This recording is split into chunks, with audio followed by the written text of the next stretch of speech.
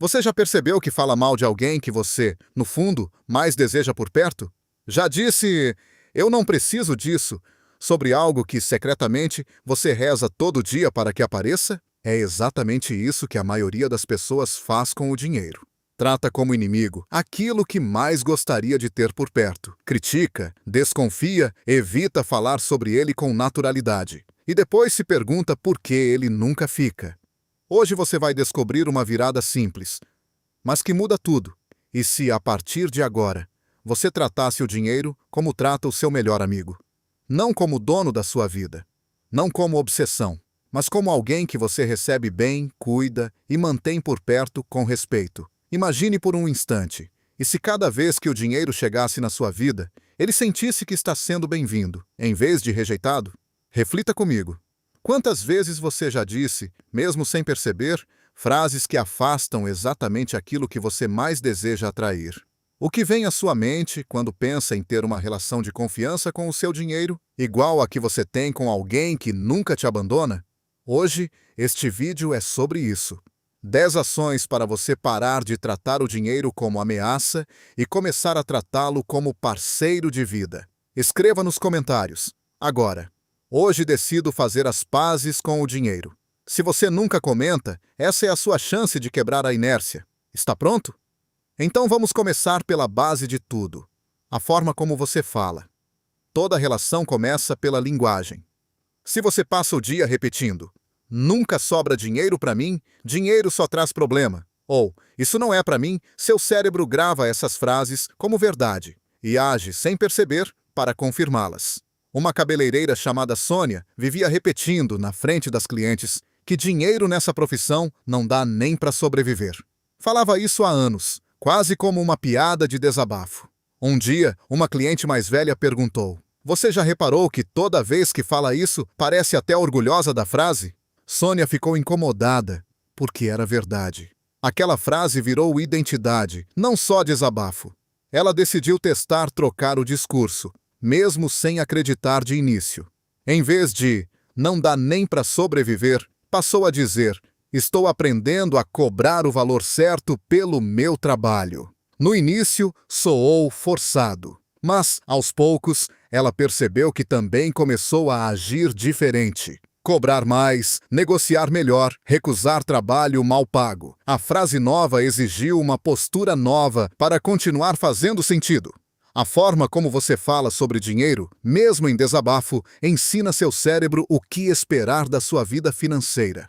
Troque o discurso, e a ação encontra um caminho novo para confirmá-lo. Comente: "Estou mudando a forma como falo sobre dinheiro."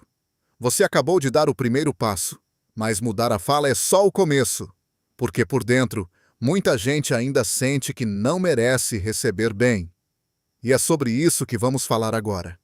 Muita gente sabota o próprio dinheiro porque lá no fundo sente que não merece. Recebe um pagamento bom e logo pensa, isso não vai durar. Consegue um aumento e já sente um desconforto estranho, como se estivesse fazendo algo errado. Um motorista de aplicativo chamado Cláudio sempre se sentia mal quando ganhava uma corrida mais cara. Tinha o hábito de pensar, agora vou ter algum imprevisto para gastar isso. E, coincidência ou não, sempre aparecia um imprevisto. Um amigo mecânico, percebendo o padrão, disse algo que ficou marcado. "Você trata dinheiro bom como se fosse vir cobrar alguma coisa depois." Cláudio resolveu observar a própria reação na próxima corrida boa. Em vez do desconforto automático, tentou simplesmente dizer "obrigado" e guardar parte daquele valor, sem esperar nenhum imprevisto.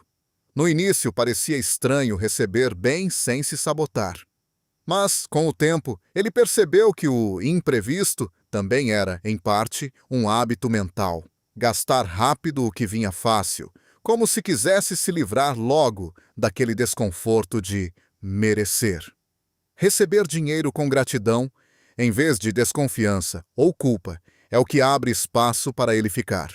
Quem trata cada entrada como ameaça, gasta rápido só para aliviar o próprio desconforto. Comente: "Eu recebo meu dinheiro com gratidão, sem culpa." Você percebeu? Receber bem já muda a relação. Mas existe outro ponto que poucos enxergam. Como você se vê quando o assunto é prosperar. Não importa quanto você ganhe. Se você se vê como alguém que nunca vai ter dinheiro, suas escolhas vão confirmar isso, dia após dia. A autoimagem funciona como um teto invisível. Uma estudante chamada Beatriz cresceu ouvindo, em casa, que gente da nossa família não enriquece, sempre foi assim. Repetia essa frase como fato consumado, sem nunca questionar. Sempre que surgia uma oportunidade de ganhar mais, uma bolsa, um projeto extra, uma proposta melhor, ela encontrava um motivo para recusar, como se aquilo não fosse para ela. Foi uma professora que, sem saber da crença da família, perguntou um dia: "Por que você sempre recusa as melhores oportunidades? Logo você que é tão capaz." A pergunta ficou martelando. Beatriz percebeu que vinha confirmando, sem perceber, uma frase que nem era dela. Era da história da família, repetida geração após geração. Ela decidiu testar uma frase nova. Eu posso ser a primeira da minha família a mudar essa história. Não foi instantâneo, mas, aos poucos, começou a aceitar as oportunidades que antes recusava por reflexo. A imagem que você carrega sobre si mesmo, mesmo herdada de outra pessoa, decide que oportunidades você aceita ou recusa. Comente: estou reescrevendo a história da minha relação com o dinheiro. Você percebeu? Quando a autoimagem muda, as oportunidades que antes pareciam não ser para você começam a parecer possíveis. E é hora de dar um passo a mais. Agir como quem já vive essa nova relação. Pense em alguém que cultiva uma amizade de verdade. Liga sem motivo, lembra de datas importantes, está presente nos momentos simples, não só nas emergências. Com o dinheiro pode ser parecido. Antes de ter muito, você já pode agir como quem cuida bem do pouco que tem. Um jovem chamado Igor só prestava atenção no próprio dinheiro quando estava completamente sem nada, correndo atrás de boleto atrasado, calculando o que faltava. Fora isso, nunca olhava extrato, nunca sabia exatamente quanto tinha guardado. Era uma relação só de emergência, nunca de cuidado constante. Um dia, decidiu testar algo simples. Separar 10 minutos toda sexta-feira só para olhar como estava sua vida financeira, mesmo quando estava tudo normal, sem crise, sem urgência. No início parecia perda de tempo. Mas, em poucos meses, Igor começou a notar gastos que nunca tinha percebido e pequenas sobras que sempre escapavam sem destino. Cuidar do dinheiro só quando ele falta é tratar como conhecido distante. Cuidar dele com regularidade, mesmo sem crise, é tratar como amigo de verdade. Pergunte-se: você só presta atenção no seu dinheiro quando ele já está em falta? Ou cuida dele com regularidade, mesmo nos momentos calmos? Comente: estou cuidando do meu dinheiro como cuido de quem eu amo. Você entendeu que agir com constância muda a relação. Agora vem outro ponto importante. A coerência entre o que você diz e o que você faz com cada real que passa pela sua mão. Não adianta dizer que valoriza o dinheiro se na prática ele entra e sai sem nenhum cuidado. Coerência é tratar bem mesmo as quantias pequenas, porque é assim que se constrói confiança, com qualquer relação. Uma auxiliar de cozinha chamada Rosa recebia uma sobra pequena no fim de cada semana. Às vezes R$ 20, às vezes menos. Por muito tempo, gastava esse dinheiro sem nem perceber em quê, achando que era pouco demais para fazer diferença. Um dia, decidiu guardar essas sobras pequenas numa caixa, só para ver o que acontecia. 6 meses depois, abriu a caixa e se surpreendeu. Aquelas sobras sem importância tinham virado um valor que ela nunca imaginou ter conseguido guardar. O que mudou não foi o quanto ela ganhava. Foi o cuidado com o que parecia pequeno demais para importar. Quem só valoriza o dinheiro quando a quantia é grande, deixa escapar exatamente o que poderia se tornar grande com o tempo. Comente: eu cuido até do pequeno, porque sei que ele constrói o grande. Você percebeu como pequenos cuidados revelam por dentro o tipo de relação que você está construindo? Mas existe algo ainda mais silencioso, a voz que fala com você toda vez que o assunto é prosperar. Muita gente carrega, sem perceber, uma voz interna que sabota qualquer chance de prosperidade. Gente como eu não enriquece. Se eu ganhar bem, vou ficar arrogante. Rico é sempre desonesto. Essas frases parecem proteção, mas, na prática, são correntes. Um pequeno produtor rural chamado Vicente cresceu ouvindo que quem tem muito dinheiro esquece de onde veio. Por medo de esquecer quem era, ele evitava, sem perceber, qualquer chance de crescer. Recusava parcerias, vendia mais barato que o necessário, tinha vergonha de negociar. Foi o próprio filho, ainda adolescente, que perguntou: "Pai, por que você sempre vende mais barato do que devia?" Vicente não soube responder na hora, mas aquela pergunta o fez perceber que a crença de infância, de que prosperar era se tornar alguém ruim, ainda controlava decisões importantes do presente. Ele começou a repetir, mesmo sem acreditar no início: "Eu posso prosperar e continuar sendo exatamente quem sou." Aos poucos, parou de subestimar o próprio trabalho. A voz que você carrega sobre merecimento decide, em silêncio, até onde você se permite chegar. Comente: "Eu mereço prosperar sem deixar de ser quem sou." Agora que você está mudando essa voz interna, chega a hora de entender que toda amizade de verdade exige presença constante, mesmo quando ninguém está vendo. Quem hoje tem uma relação saudável com o dinheiro construiu isso em silêncio, sem aplauso, sem ninguém validando o esforço. Organizou planilha sem ninguém ver. Disse não a um gasto impulsivo sem que ninguém soubesse. Guardou o pouco que pôde, mesmo sem garantia de resultado rápido. Uma recepcionista chamada Daniela decidiu, depois de anos não conseguindo guardar nada, separar uma quantia pequena toda vez que recebia. Mesmo sem ninguém saber, mesmo sem poste, mesmo sem comemoração. No início, parecia insignificante diante de tantas contas. Um ano depois, ao somar tudo o que tinha guardado naquele silêncio, Daniela se emocionou. Não pelo valor em si, mas por perceber que tinha sido capaz de manter um compromisso consigo mesma, mês após mês, sem que ninguém estivesse cobrando. A constância que ninguém vê é exatamente o que sustenta qualquer relação verdadeira, inclusive a sua relação com o dinheiro. Comente: "Eu apareço para o meu dinheiro mesmo quando ninguém está vendo." Mas nada disso se sustenta se você ainda vive com medo do que os outros vão pensar das suas escolhas financeiras. É sobre isso que vamos falar agora. Muita gente sente vergonha de comemorar uma conquista financeira, com medo de parecer exibido ou de incomodar quem está passando por dificuldade.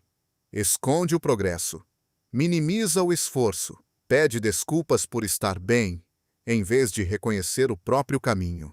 Um eletricista chamado Thales conseguiu, depois de anos, comprar suas próprias ferramentas novas, algo que sempre tinha sonhado, porque trabalhava com equipamento emprestado.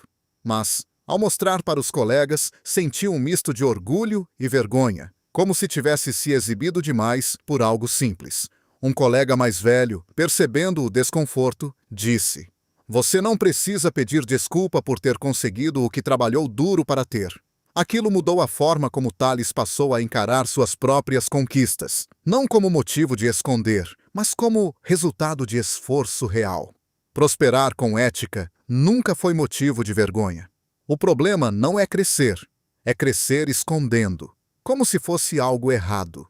Comente: "Eu não peço desculpas por prosperar com honestidade." Quando você solta essa culpa, sobra espaço para enxergar até os tropeços financeiros de um jeito diferente. E é sobre isso que vamos falar agora. Todo mundo que hoje tem uma relação saudável com o dinheiro já cometeu o erro financeiro grande.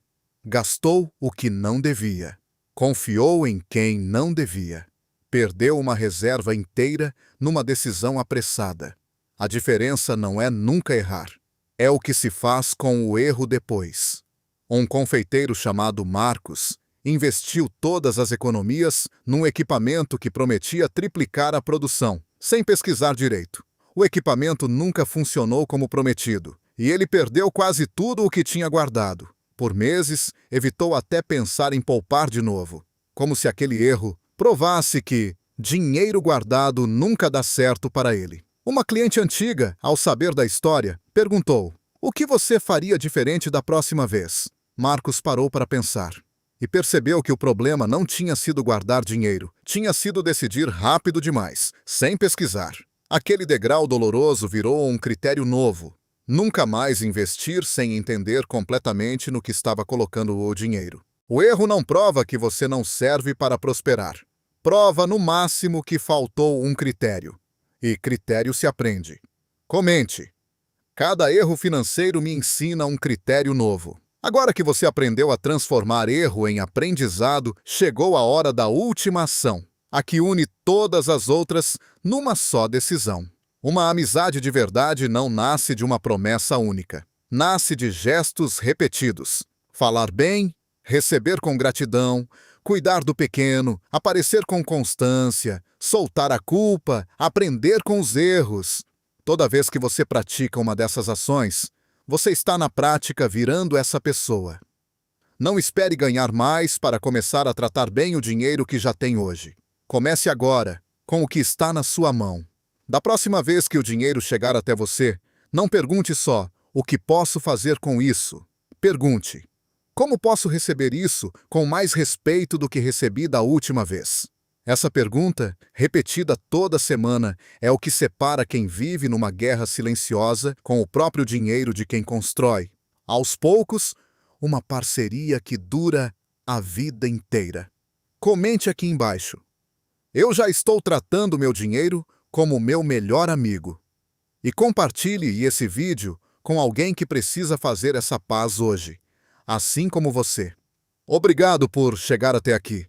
Se essas 10 ações fizeram sentido para você, deixe o like, se inscreva e ative o sininho. Porque o próximo vídeo que aparece na sua tela pode ser exatamente o passo que faltava na sua jornada.